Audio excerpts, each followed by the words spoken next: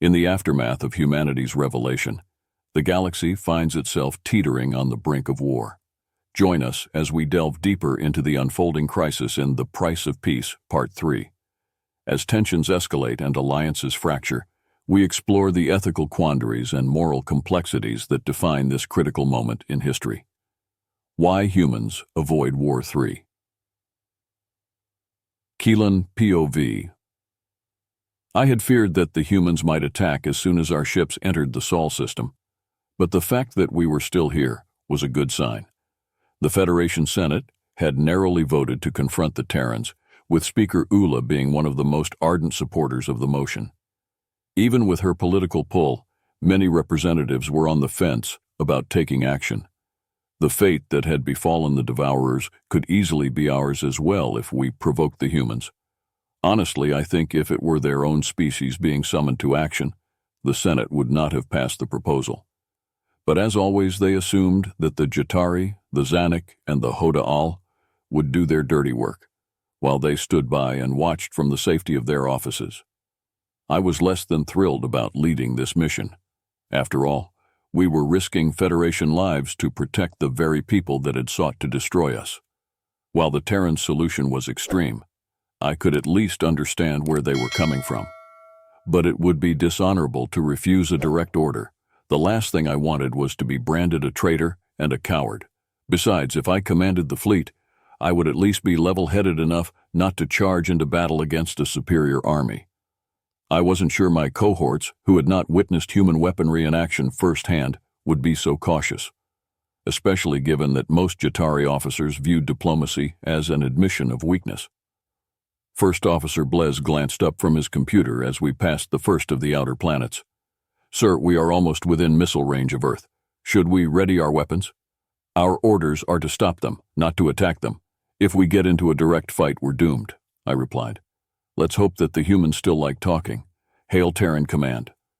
Blez opened his mouth to argue, then thought better of it. He silently input a few commands into his terminal, muttering under his breath. The few moments that the call went unanswered were nerve-wracking. I feared that the humans would simply ignore us. Relief washed over me as a familiar face blinked onto the view screen. Commander Rykov did not look well. His black hair was disheveled, his uniform was wrinkled, and dark circles had taken up residence under his eyes. This was a far cry from the radiant and confident man who had come to our rescue yesterday. It seemed that he should be resting rather than on the bridge of a ship, but I feared pointing out his condition would cause offense. The human officer stared into the camera, a pleading look on his face.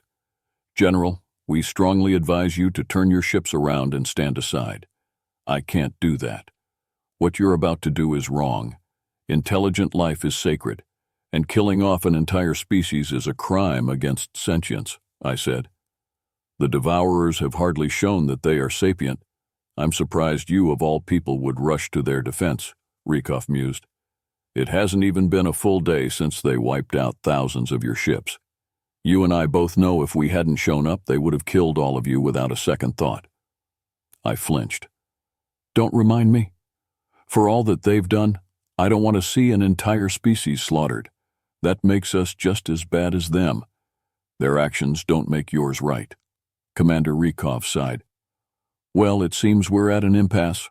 I assume you're going to attack us if we don't stand down?" "We just want to talk. You don't have to do this. Your species has a moral code, right?" I took a deep breath, trying to collect my thoughts. What if there are innocent people, children and civilians on their homeworld? Look, I don't like what we're about to do, but I have my orders. We don't even know if they have civilians or if they can show emotion. Exactly, we don't know. What's the harm in waiting and getting more information? Don't you want to know why they're doing this? I'd like to understand. Rykov tilted his head as though thinking. I suppose it wouldn't hurt to gather some intelligence. Hell, it might come in handy down the road. What would you suggest? Do you think you can capture one of their ships? We need to bring one of them in alive. Yeah, I think we can do that, General. What would you say to joining us in person on our flagship? We would rather stand together than as enemies. I weighed my options. This could easily be some sort of human trickery, luring the highest-ranking Federation officer to their headquarters just to be imprisoned. Taking me out of the picture would disrupt our fleet's command. It was only natural to find their offer a bit suspect. But I figured if Rikov's intentions toward us were malicious, we wouldn't be having this dialogue in the first place. The Terrans had the ability to knock out our entire fleet in one fell swoop, yet they had not fired on us. At any rate, I still owed the commander a great debt for saving my life. The least I could give him was a bit of trust. "I'd be happy to join you, Commander," I answered. The hint of a smile crept onto Rikov's face.